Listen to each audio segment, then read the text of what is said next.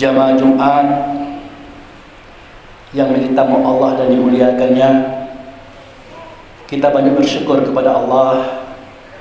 Dengan anugerahnya kita diberi kesehatan, kekuatan, sehingga dengan itu kita dapat hadir dan datang di masjid yang kita cintai ini. Tak lain tak bukan tujuan kita adalah untuk mengabdikan diri kepada Allah dengan cara melaksanakan sholat Jumat berjamaah.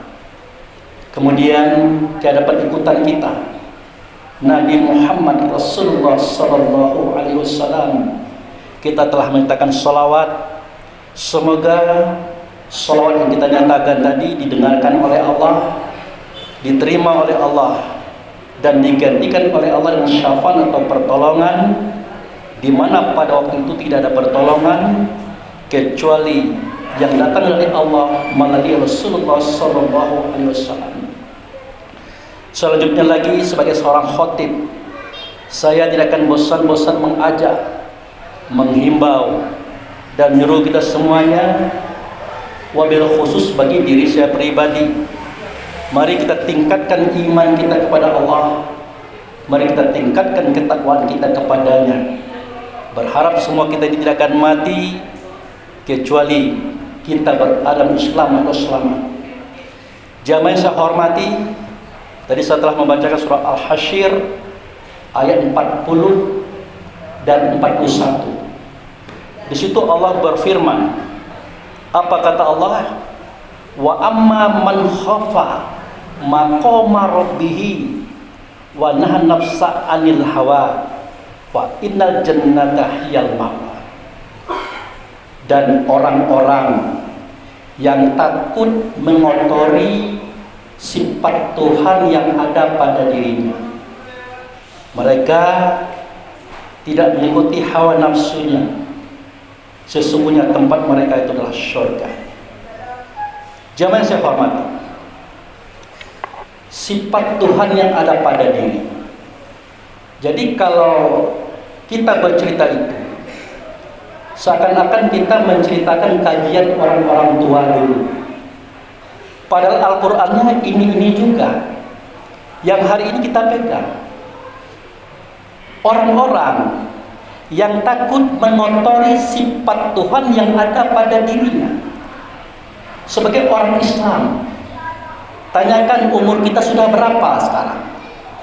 Mungkin ada yang 25, 30, 50, 60, 70, bahkan lebih.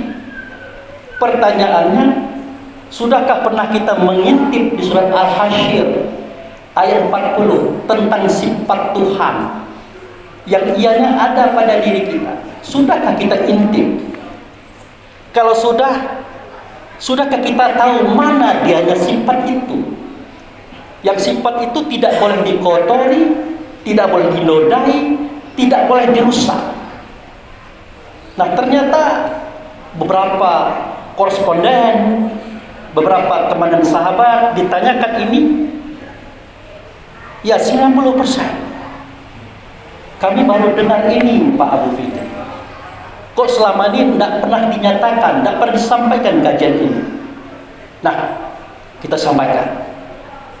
Pertama, sifat Tuhan yang ada pada diri kita namanya Qadirun. Qadirun itu tempat tegaknya adalah di otak, di tulang, di urat.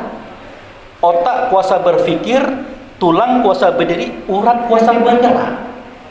Itu kalau bukan sifat Tuhan atau sifat Allah, otak itu tidak bisa berpikir, tulang itu tidak bisa berdiri, urat pun tidak bisa bergerak. Nah, itulah Qadirun namanya. Yang kedua, nama sifat Tuhan itu adalah Maridun, artinya berkehendak. Di mana tempat tegaknya? Di daging, kulit, bulu atau roma. Daging, kulit, bulu atau roma itu membungkus otak, tulang dan urat. Nah, sejak itu kita ini banyak kendak. Kenapa? Karena sudah berbentuk kepalanya, berbentuk badannya, ada tangannya, ada kakinya, ada tubuhnya. Waktu itu dia minta atap, Allah buatkan langit. Dia minta pijaan, Allah buatkan bumi. Dia minta segala sesuatu, Allah ciptakan segala sesuatu. Makanya pada surah Al-Baqarah kita temukan, huwallazi khalaqalakum ma fil ardi jami'an.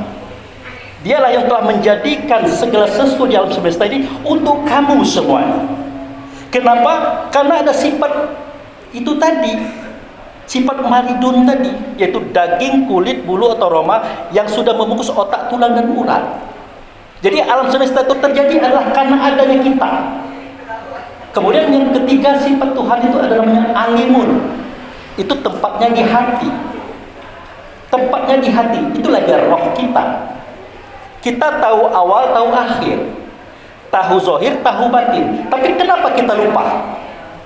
Karena kita tidak nampak tilas, kita tidak pernah mengulangi. Makanya definisi belajar adalah mengulangi atau mengingat sesuatu yang pernah kita ingat kita lupa. Itu makanya kenapa kita diperintah belajar. Artinya telusuri kembali apa yang sudah kamu ketahui, apa yang sudah kamu dengar, kamu lihat, kamu rasakan. Bukankah kita dahulu berjalan dari Allah masuk ke dunia, masuk ke tubuh? Itu ada perjalanan. Ada yang kita lihat, ada yang kita dengar, ada yang kita rasakan. Mana dianya? Nah, untuk tahu itu telusuri, kata Nabi. Pelajari. Nah, itulah definisi belajar. Kemudian sifat Tuhan yang keempat namanya hayat. Hayat itu di jantung. Di jantung itu hayat. Kita mau dioperasi, mau dipingsankan atau dimati surikan, selama monitor itu berbunyi tit berarti dia masih hidup. Kenapa? Jantung masih bergerak. Itulah sifat Tuhan yang keempat. Sifat Tuhan yang kelima namanya Sami'un. Tempat tegaknya di telinga kita. Artinya dia mendengar. Sifat Tuhan yang kelima, yang keenam, itulah dia Basyirun. Tempat tegaknya di mata. Sifat Tuhan yang ketujuh, itulah Mutakalimun. Tempat tegaknya di lidah. Nah, yang tujuh inilah yang disuruh oleh Allah jaga. Disuruh jaga kita ini. Otak, tulang, urat, jaga. Itu ada kodratku di situ. Jangan kamu gunakan otakmu berpikir untuk yang aneh-aneh. Tulangmu berdiri untuk yang aneh-aneh. Uratmu bergerak yang aneh-aneh. Jangan, kata Allah. Ingat, itu tempat tegak sifatku. Akibat kita tidak tahu itu kan kita sembarangan saja. Mau pikir yang aneh-aneh, oke. Mau merencanakan yang buruk-buruk, jadi. Padahal kita berpikir dengan otak itu adalah tempat tegak sifat Tuhan yang sudah kita nodai. Itu. Kemudian daging, kulit, bulu atau roma itu tumbuh karena makanan. Makanan apa yang kita makan? Kita tidak peduli cara dapat uangnya bagaimana, jenis makanannya apa, cara masak bagaimana. Pokoknya kita makan. Tanpa kita sadari itu untuk menumbuhkan daging, kulit, bulu atau roma. Itu sifat Tuhan yang kedua. Itu yang sudah kita kotori.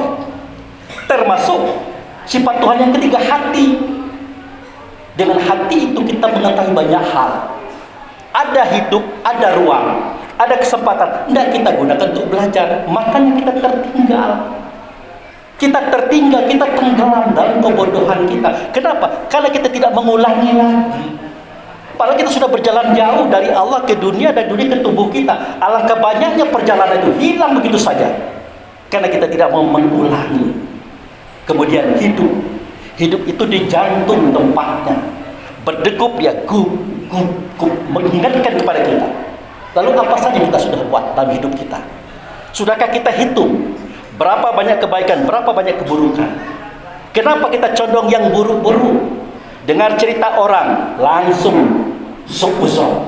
Dengar kisah orang, langsung bersangka buruk. Dengar kisah-kisah buruk orang, langsung kita terima, kita sampaikan kepada orang. Apa begitu cara hidup? Tanpa kita sadari, kita sudah menodai sifat Tuhan yang keempat. Begitu juga sifat Tuhan yang kelima, itu samia, mendengar. Kita mendengar itu kan ada sifat Tuhan di telinga itu. Apa yang kita dengar? Kalau sudah mendengar nasihat, arahan, mulai kita gelisah. Mulai kita kasak kusuk ke sini. Tapi kalau mendengar yang aneh-aneh, yang porno-porno, yang lucu-lucu, semangat kita. Lalu ada apa dengan kita? Begitu juga sifat Tuhan yang keenam. Apa namanya? Basyir, melihat itu di mata. Apa yang sering kita lihat? Apa yang kita lihat? Apa yang kita pelajari? Enggak banyak. Tapi kalau yang aneh-aneh itu gampang kita. Mau nonton yang porno-porno, melihat yang aneh-aneh, oh mudah kita itu. Tapi kalau ke arah ke positif, susah. Tanpa kita sadari, kita sudah menodai sifat Tuhan yang ketujuh. Yang ketujuh adalah mutakalimun, berkata-kata. Itu di lidah tempatnya. Itu paham betul kita itu. Yang kita suarakan, yang kita katakan hari-hari itu apa saja. Adakah kita mengatakan hal yang baik-baik, yang benar-benar? Kebanyakan kita banyak menggunjing orang, mencaci orang, mencerca, membohongi orang. Lidah itu tempat tegak sifat Tuhan, namanya mutakalim. Itu makanya kita yang sembahyang ini, kalau istighfar 7 kali tahu semua. Astagfirullahaladzim, astagfirullah. Berapa kali Pak? 7 kali. Pertanyaan, kenapa 7? Tidak tahu. 7 itu adalah untuk sifat Tuhan yang 7 ada pada diri kita. Makanya 7 awal, 7 akhir sama dengan 14, 14 kali 5 sama dengan 70. Itulah kenapa Nabi Muhammad istighfarnya minimal 1 hari 1 malam adalah 70 kali. Jamaah yang saya hormati, pengetahuan tentang diri ini di akhir zaman memang sudah langka. Sudah langka. Belum lagi pengetahuan ini dipitnah. Oh, tasawuf itu kajian sesat. Oh, itu tidak ada Quran hadisnya. Padahal dari Quran hadis semuanya. Cuma kita tidak pernah berpikir, tidak pernah mendalami. Makanya kita kadang-kadang sudah jadi orang yang rajin mengaji, rajin sholat, tahajud, duha, macam-macam. Tetapi kok kita masih aneh-aneh juga. Kenapa? Tidak menyadari siapakah diri kita. Di diri kita, di tubuh kita ada 7 sifat Tuhan. Di dalam hati kita ada percikan Tuhan yang bernama Roh. Pernahkah kita memahami itu? Makanya dikatakan oleh Allah, ingat oleh kamu akan daku, fazkurni azkurkum. Kau ingat aku. Bagaimana cara mengingat aku? Ingat dirimu sendiri. Dia datang kepada Tuhan bersih, jangan dikotori. Kemudian apa lagi? Washkurli wala takfurun. Bersyukurlah kamu kepadaku, jangan kamu kafir. Kafir di sini kepada kita ini, bukan kepada orang bermerek agama lain. Bersyukurlah kepadaku, jangan kamu kafir. Artinya, pakailah sifatku yang 7 itu untuk kepentingan kamu menuju Allah, bukan menuju setan, bukan menuju hewan, bukan menuju hawa nafsumu. Itu bersyukur. Tapi kalau melenceng dikit itulah kufur namanya. Sementara kita sibuk mengatakan agama itu kafir, ini kafir, kafir. Padahal kafir itu ada pada diri kita. Oleh karena jamaah yang saya hormati, dalam khutbah yang singkat ini kita mengimbau, mari sama-sama kita introspeksi diri, mempelajari diri. Siapa tahu kita masih banyak yang kurang, kita masih banyak yang perlu ditutupi. Mari sama-sama kita saling nasihat-menasihati. Barakallahu li wa lakum fil azim wa syairul mu'minal mu'minat wastaghfiruhu innahu wal ghafurur rahim.